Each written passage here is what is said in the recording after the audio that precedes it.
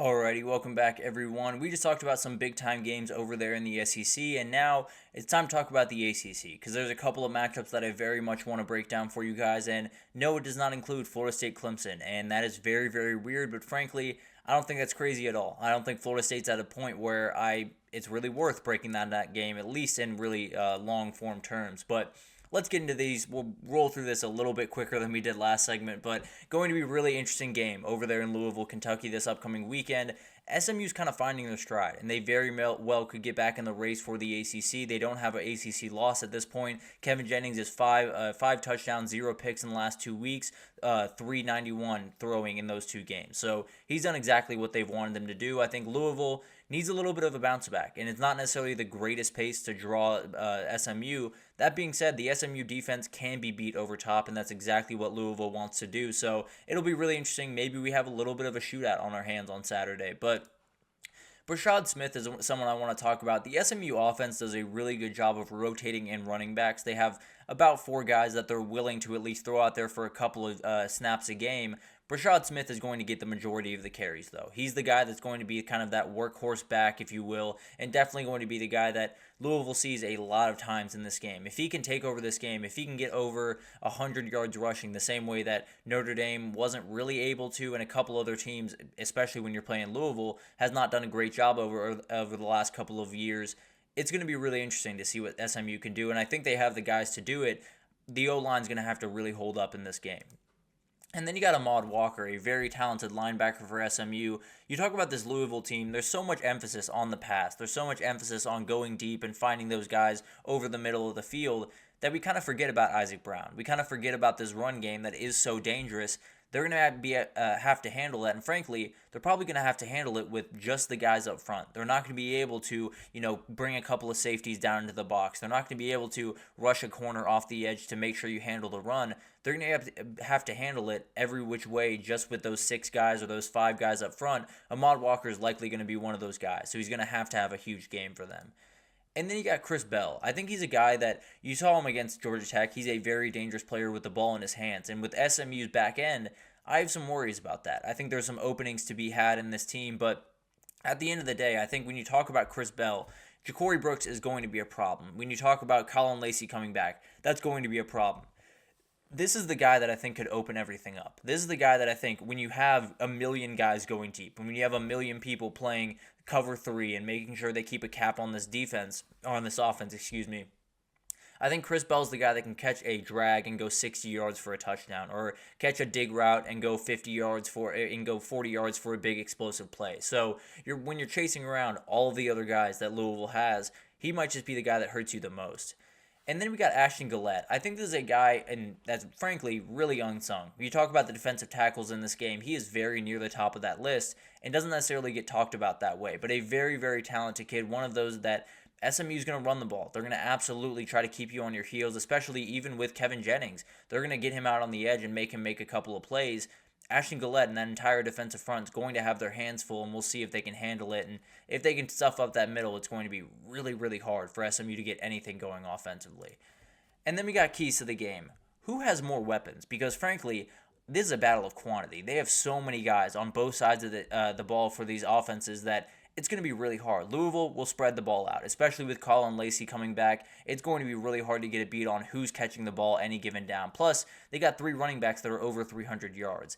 SMU has multiple running backs that will hurt you, mainly Brashad Smith, but then you have a couple of wide receivers that are going to be problems, and then you got RJ Maryland. So there's going to be plenty of weapons out there. Who can deploy the most, who can switch it up the most and make these defenses just be guessing at the end of the day. And then you got SMU's back-end defense. We've talked about this before. SMU gave up 415 yards to TCU.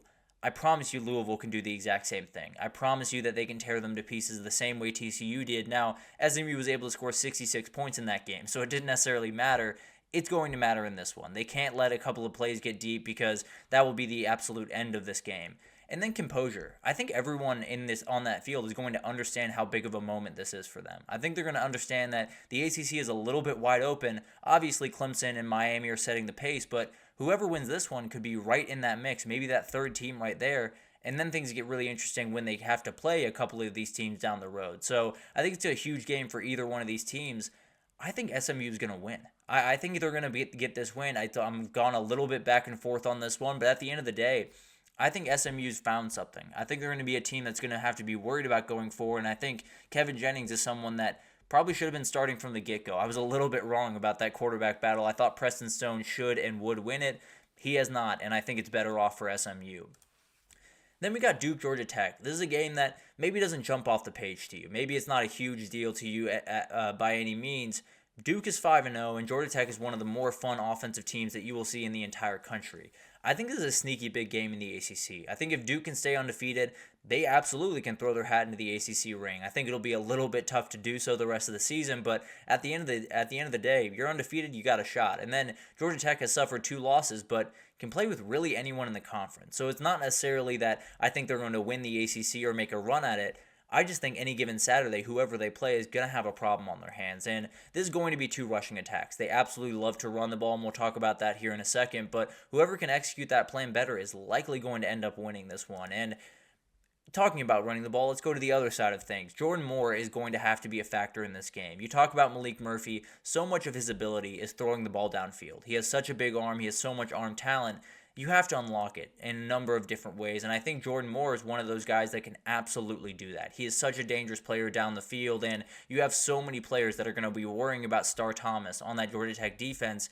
Getting this guy deep is not going to be the hardest thing in the world. You're going to have to find him, no doubt about that, but he's a really dangerous player, and I think he could change this game in a second. There's no two ways about that.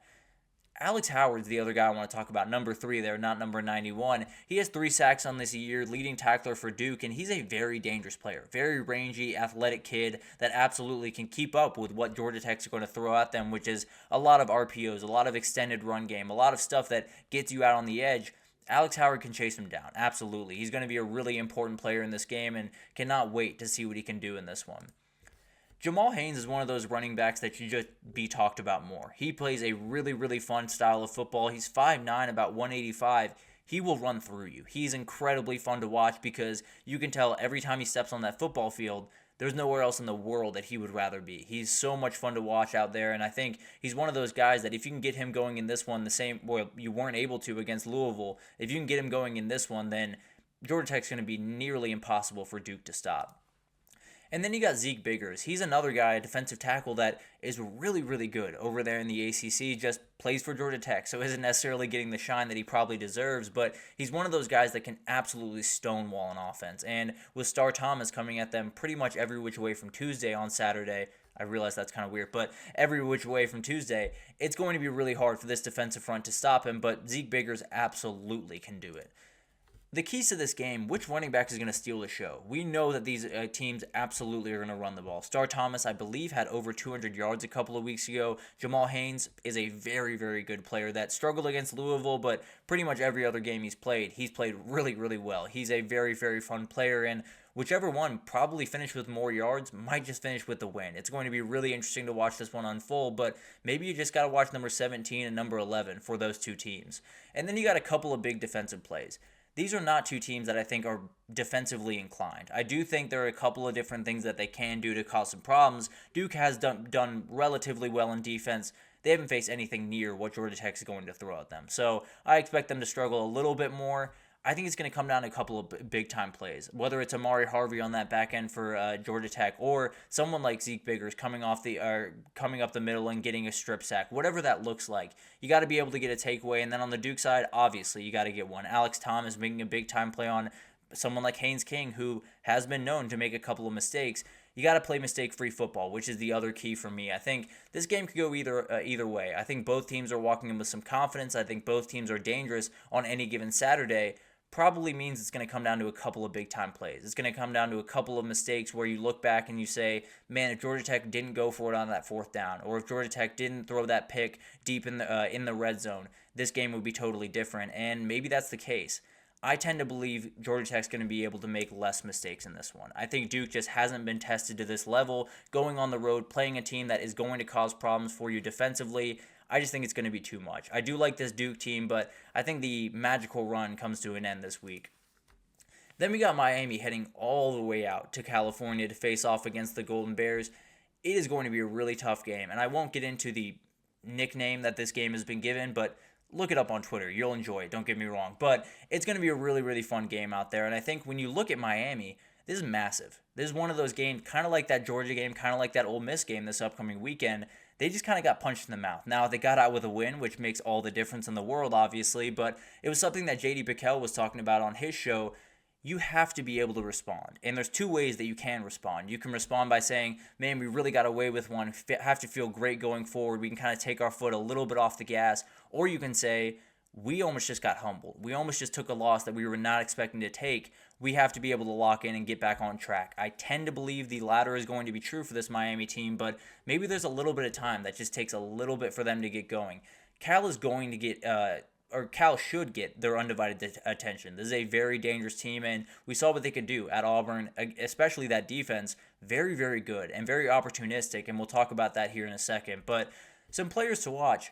Elijah Arroyo is a problem. He's becoming one of the best tight ends in the entire country, and when you're talking about all the receivers that Miami has on that team, it's really hard to keep track of a tight end as well, and he's becoming a problem at tight end. So he's so much fun to watch. I think he's one of those guys that you look at this Cal team, they're going to be good on the back end. Now, if you throw all of those weapons at them, it might be a little bit harder to keep track, and I think Elijah Arroyo might just be the mismatch that they need. And then you got Tyler Barron coming off the edge. This is such a dangerous player. You talk about Fernando Mendoza, the quarterback for Cal. He's a solid player. There's no two ways about that. If he gets heat up by this pass rush, it's going to be a really long day for him. There's no world where he's going to be able to really dissect this defense and go to work the way they want to if these edges are able to get around their tackles and just blow up a play pretty much every single time, and especially because they like to run a little bit of that read option. You set that edge, it's going to be a nightmare for them to run it. So it's going to be really interesting to see what Tyler Barron can do. Obviously, they have plenty of pass rushers over there, but I think this might be the most run-inclined pass rusher that they have. I think this might be the best at setting an edge, at doing the things that are a little bit more mundane but hugely important in a game like this. And then you got Javion Thomas. There's so much talk about Jaden Knott, and he is incredible. He's the best running back on this team, at least by my estimation. Javion Thomas is leading them in rush yards right now. He had a huge game against Auburn, which frankly probably gave them the win in that one. And now you're going back home, you're going to have to throw guys at them. And we'll talk about that here in a second. The run game is going to be hugely important for Cal, and those two guys that they have are really, really good duos.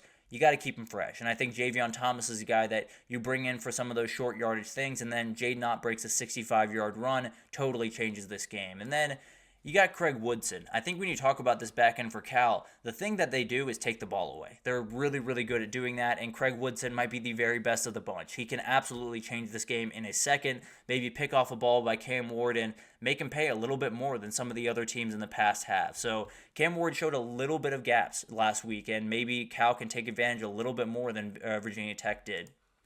Some keys to this game. Obviously, Cal's going to have lengthy drives. It's much like that Tennessee-Arkansas game. You have to be able to keep that offense on the sideline. If you put them back on the field, you're probably going to get humbled again. That's just the reality of playing Miami at this very moment. So you got Jaden Knott, you got Javion Thomas. Use them as much as you can. Lean on this defensive line, and although I think they're very good, I think they'll be able to handle it for the majority of this game, you just got to break a couple of big runs. You just got to make Miami just a little bit nervous around halftime or third quarter of this game, and then maybe there's a mistake or two that put you over the top. So another part of this, Miami's got to avoid mistakes. Cam Ward showed a little bit of mortality last week, showed that he has a couple of openings, and I think when you talk about Cal, 10 picks in 4 games. It's an absolutely dangerous back end, and if you give them a couple of opportunities, they will take advantage and say thank you. They will totally take over this game, and I think Cam Ward is a very, very capable player. He has been known to be a little bit streaky at times. I think this could be a bounce-back game. This could be another game where you are left asking a couple of more questions about where Cam Ward is at going forward. And then the travel is going to play a factor. This is the first time that we've really seen someone travel this far for a college football game, at least in conference.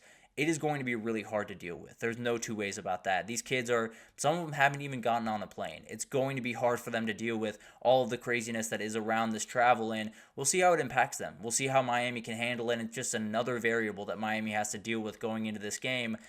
I think they'll be fine. Now, I think this game could be a little bit interesting at halftime, and we'll talk about that here in a second, but this is a very, very good Miami team. I think they understand what happened last week was a little bit more of a wake-up call than, avoiding disaster and being able to take your foot off the gas pedal. So I think they'll be more than fine in this game. I think they'll take over late, and maybe that travel plays a little bit of a factor early. I don't think it'll play a factor in who actually wins this game. So it's going to be really awesome to watch these teams play. Very weird that FSU Clemson is not one of the marquee games that we are covering, but that's just where Florida State is right now. So we'll break that one down actually in this next segment. We'll break down all of the games that we haven't had a chance to get to throughout this week. Frankly, we'll continue this into tomorrow because there's a number of games this week that you're going to have to keep an eye on, and it's one of those weeks, man. It's one of those weeks that doesn't necessarily jump off the page. There's going to be plenty that happens. I can absolutely promise you that. But let's get to the rest of the games that we haven't gotten a chance to get to right after this, so stick with us.